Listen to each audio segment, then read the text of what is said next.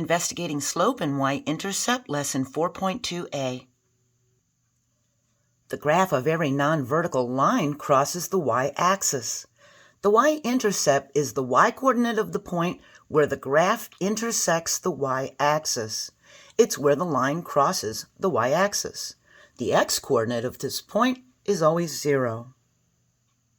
As I've mentioned several times before, in this slope-intercept form of an equation, this b is the y-intercept. It's where the line crosses the y-axis. This graph represents the linear equation y is equal to negative 1/2 x plus 2. For step 1, we find the slope of the line using the given points. We have, for point 1, 0, 2, and for point 2, we have a 2, 1. We use the slope formula to find the rise over the run, and we have a 1 minus 2 over a 2 minus 0. We get a negative 1 over a 2, which is negative half. Now be careful, we locate the points in order from left to right. That means this one's on the left, this is point 1.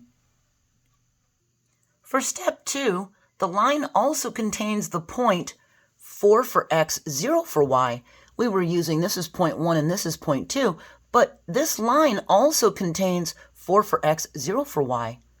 So what is the slope using the points for point 1 and making point 2 for 0?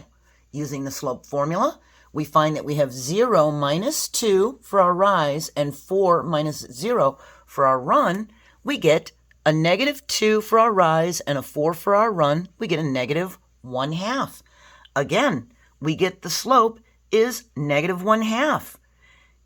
Using any 2 points along this line, the slope is negative 1/2.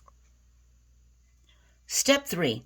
We compare our answers in step 1 and step 2 with the equation of the graphed line, the equation in slope-intercept form. Well, in step 1, we got a negative 1/2 for a slope.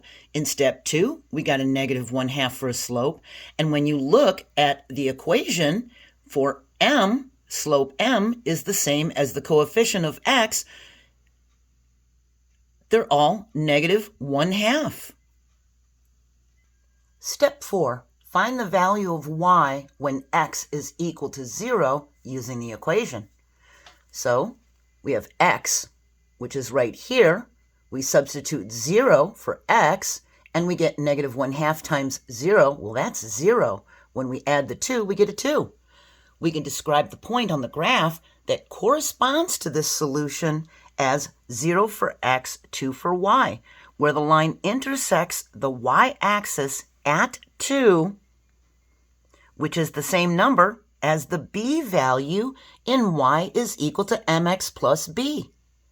This b is the y-intercept where the line hits the y-axis. We have a plus 2. We know it hits it at a positive 2.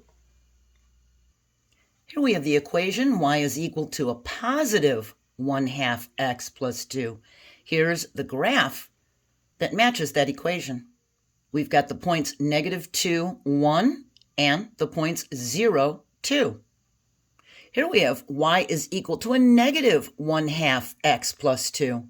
This was a positive m value, a positive slope, so we have a line rising to the right.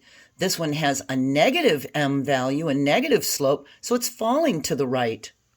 Well, one equation has a positive slope and the other one has a negative slope, but both lines go through 0 for x, 2 for y.